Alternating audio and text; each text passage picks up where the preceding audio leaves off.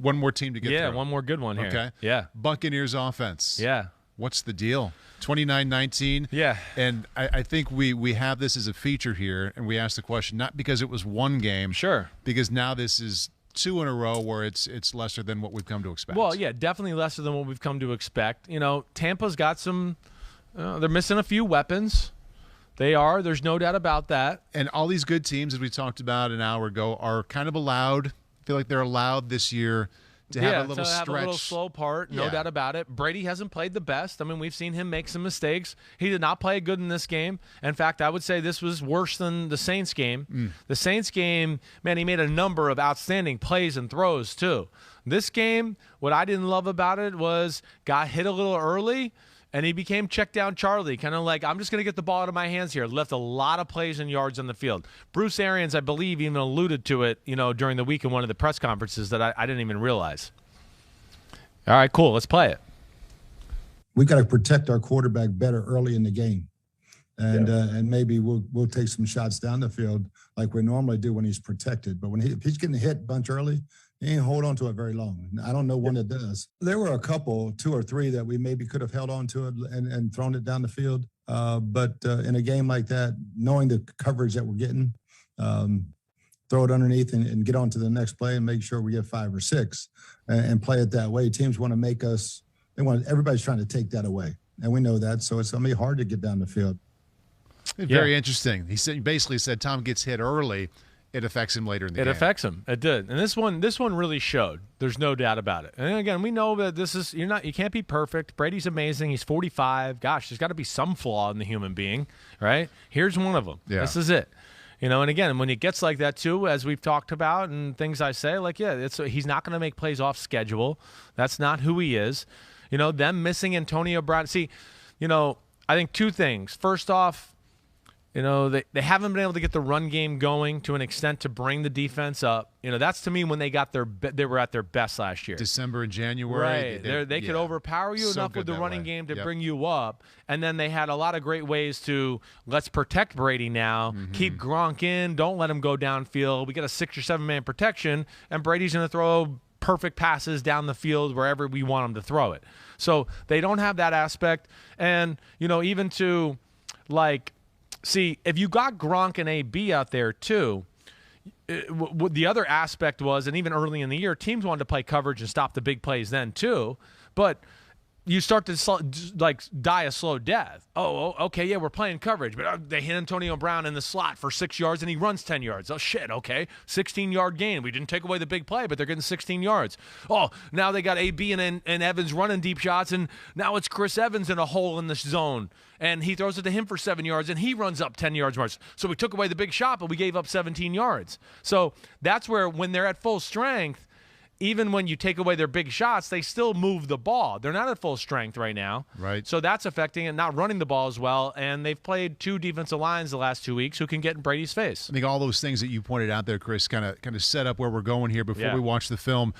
Brady's passes downfield in this game, I mean, not what we were used to seeing. No. So you take a look at the chart, and we're used to seeing, Brady's not afraid. He's never been afraid to check it down, but these last few years, he's been throwing it downfield quite a bit. As good as anybody in the game. Exactly. Right. That wasn't around a lot on Sunday against the team. No, and to back to what Bruce Arians says, you see here, gosh, completions, there's only one at 15 yards. There's a 14-yarder down the middle, right? Everything else is, a bunch, yes, on the left side, but everything's 10 yards and below. Oh, and then he hits a 25-yarder on the right side that I missed. So that was the only explosive throw of the day. What role did Washington play in kind of limiting what he was doing there? Well, I think, they played coverage, did a good job. Washington has finally stopped going our front four will just dominate, and we'll just play some simple coverages and we won't mess up. They've become a little more complicated on the defensive side. Had a few nice timely blitzes just here and there, just a smattering of it, because you can't blitz Brady over and over. He's going to figure it out and start to gash you that way. So just a smattering of it, which is just right with them. But I think the big thing more than anything was just early in the game they did hit him, and it affected him. And I think Bruce Arians, honestly, he's being nice by saying, I wish there was 2 or 3. I would probably say, Pete, I don't know. How many did I show you last night on film? I'm going to say 6 or 7, 7 or 8, where you go, this 20-yard gain. It's a 15-yard gain. It's a 30-yard gain. And he never gives it a chance. He just gets it out of his hands and throws to Leonard Fournette. I think that the best example, if you want to get up, the interception. Yeah. Oh.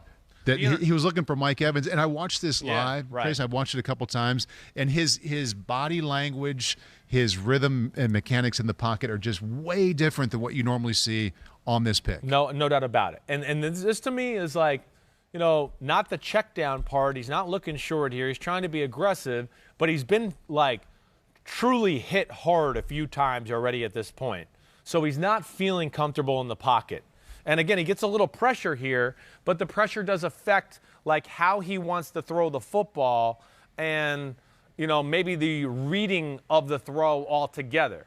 All right. And, with this one right here, okay, let me just stop it here. He's got O.J. Howard running a go. He's got him on an out route. He's got crosser by Mike Evans, and I believe Godwin runs the in cut behind it. Okay. And you could see it's a 5-man pressure, right? They're pushing the pocket pretty good, but it's not horrible. It's not horrible right yet. It's not. But we got to take into account, I don't care who you are, like Bruce Arians says, when you've been hit like he had a few times, you start to get a little jumpy in the pocket. And to me here, instead of maybe holding the ball just for an extra second or like Brady you've seen before with that cocky bounce in his step to just be like, wait, I can hold this for a half more second and let the guy clear. He's a little conscious of right now. He's gotten crushed a few times. He doesn't like it. So as it gets close, he's going to try to pull the trigger here to throw to Mike Evans over the middle, and Mike Evans isn't even going to be open on the other side. He's going to try to make a very, very tough anticipatory throw out the back door of the linebacker, and there's a safety over here too.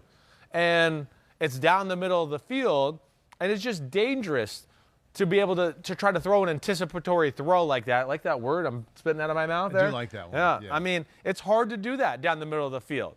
But he has been a little affected. Look, he doesn't really even step into this throw. I understand there's people there. What I would say is like, hey, maybe the Mahomes or Rodgers or Josh Allen, when they're on their game, in these type of moments, he probably could have patted the ball one extra time and still just stayed where he was and waited for Evans to clear 55.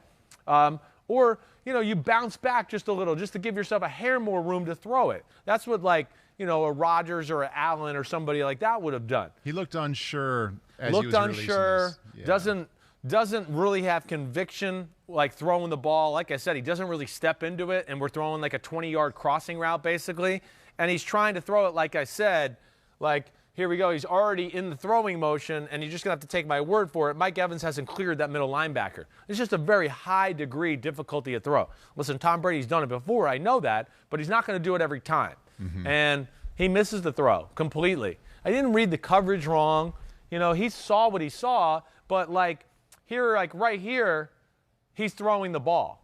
And he's trying to throw it perfect, like right over here. And as you can see, he's got a safety bearing down, and he hasn't cleared this guy yet. So to be able to throw that ball without kind of seeing him clear the other side, very tough, and boom, interception. So that was a big moment in the game, of course, because that makes it ends up making it 13-0. It was 6-0, and now it's a 2-score game, and of course that always changes the dynamic of things. All right, halfway through the second quarter, still 13-0, and I think another example here of Brady getting rid of the ball, maybe when he doesn't have to. Yeah, 100%.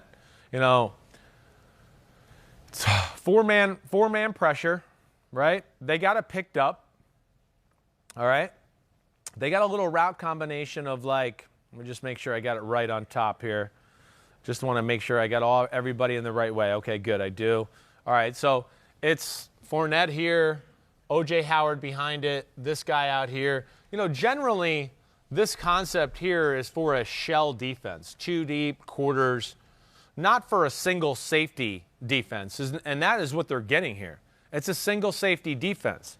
And where I want to go, to me, and this is, again, I'm trying to show one play that shows examples of 3-4 others that are just like this, let alone we're going to show a few others that are off of play action that are like this. You can see there's a safety. Look, I mean, he's on the right hash, right? All right, what I want everybody to watch here, first off, this coverage is for this right here. It's the thing we talked about with New England. I mean, it's hitch on the outside, seam route down the middle. And they're going to ask Fuller to try to stop the seam route. Well, they're not coached by Bill Belichick. They don't do it the right way, all right? Mike Evans, is going to run scot-free down the middle.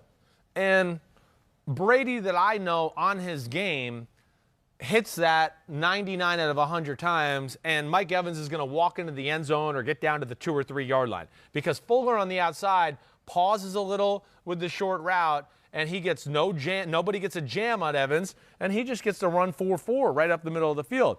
But Brady's already made his mind up. It's 1st and 10, and that was the other thing. It was a lot of this on 1st and 10. I'm going to get a completion and get us in a good spot. That's fine. But you take the risk of that, of you're going to turn down a touchdown for a 6-yard completion, and there's no guarantee you're going to get the touchdown a few plays later. And that's what happens. Instead of maybe now the game being 13-7 or the ball being on the 2 or 3 yard line, yeah, they get the completion. It's 2nd and 5 or whatever, but they got getting a field goal in this drive. To me, they left points on the board, let alone Pete will tell you there's 2 or 3 plays after this on this drive where he does the same thing a little bit, where you just go, man, he's quick to get the ball out of his hands. There's nobody near him. Why do it? So that was certainly a reoccurring theme throughout this game. And, like I always said, he didn't maximize the points and yards that were there to be had in this football game, in my opinion. One more example I believe is going to fall under kind of the same idea. Definitely. Late third, it's now 23-13, 1st and 10. Yeah, late third, 23-13. It's going to be like Evans go route. Chris Godwin's going to come down here. He's going to end up being out of the screen. And he's wide open. Wide. I mean, nobody within 10 yards of him. But Brady's going to run it, make a little play action fake and set up, and you're going to see here, he never even looks downfield. He turns around and just throws it to Leonard Fournette. And I think this is, again, what Bruce Arians was talking about. There was just a few plays where, there's no way he could even read the coverage right here. Look, first off, you tell me. Could he read the coverage this quickly? I know he's Tom Brady. Head's turned around. He just never even looks downfield. He's looking right here, right away. Right away. Yeah. There's never anything to look downfield. And it's a nice, clean pocket, too. It's a perfect pocket, but he's been affected by the hits and how he feels, and he's a little flustered. And what I can tell you again, and if anybody has NFL Game Pass, go look it up. 1st and 10, 1:36 left in the third quarter. You'll see Chris Godwin is back here behind this for an 18, 20-yard gain. Nobody near him. Easiest throw Brady will make all day. He just got to throw it right through here. Perfect. He's wide open. They're going to be on fringe field goal territory. He's going to catch the ball, and he's going to get yards after that. There's nobody. But, again, this was a thing that happened all day. And, unfortunately, yes. Again, I don't know if it cost them points here. I can't say that it did. But it cost them the ability to get the ball in the field goal fringe area to where you get one more completion or one more run and you do get a field goal and the game's different. No way to know. One more time, Pete? Yeah, Fournette had his most receptions ever as a Buck, so that kind of speaks to what you're saying. That's what I'm saying. No way to know what would have happened on that drive. But I think the point was made with those 3 plays, and also really amplified by what Bruce Arians said. Yes, that this happened throughout the game. He couldn't have said it better for me. It's kind of what I thought when I was watching the game on Sunday. Mm-hmm. I thought, again, it's hard to watch when you're watching on TV, but there was a number of plays. I'm the kind of guy that, yes, I watch the ball where it goes. When they show the replay or whatever, I don't look at the replay. I go, wait, what else was going on now? What coverage are they playing? Is anybody else open? There were certainly some plays there to be had. Like Brady was 22 of 34 for 220. He should have been 23 of 34 for 320. Mm-hmm. At least. No doubt about it. But again, he was affected by that a little bit. I think he got a little too in the mindset especially on first downs, hey, I'm just going to get the ball out of my hand, get a completion, get us in a good spot. And I want to go, well, damn, you missed Mike Evans another time up the seam for it would have been a 30-yard gain. There was another play to Cameron Brate, that was like a kind of a seam route, post route down the middle where you go, I mean, I don't know. The Tom Brady I've known for the last, 15 games has striped that ball in there with perfection, and that just didn't happen this last week. Next chance comes Monday night against the Giants. I'll steal your term, anticipatory. Yeah, thank you. What are you anticipating for that one? Well, the Giants don't have that pass rush or the Saints pass rush. Now, they are really well coached and know how to play pass defense. I would think that, he'll get back on track and they'll be able to protect him enough to where he'll strike down the field a little bit more. What's also different about the Bucs right now is they're not as dominant on defense. They're not. We're seeing teams, because of their injuries at corner, and I know we still got Sean Murphy-Bunting out. Carl Davis is out. We're missing one other corner. I know Demps is back. Sherman's out. So they're missing some people there. Yeah. And they're getting nickel and dimed in the passing game. Just like if you look Heineke's stats, it's a lot of 10 and 12 I think and he was 8. 26 out of 32. So exactly right. Just high percentage, easy completions, because right now Todd Bowles can't be as aggressive on the defensive side of the ball because he doesn't trust the coverage all the way. There's that, and then the pass rush isn't quite the same right now. So they're going through a little bit of a struggling point that, we haven't seen them go through in a while. Hi, I'm Mike Tirico, and thanks for watching. Make sure to hit subscribe for the latest news and highlights from NBC Sports.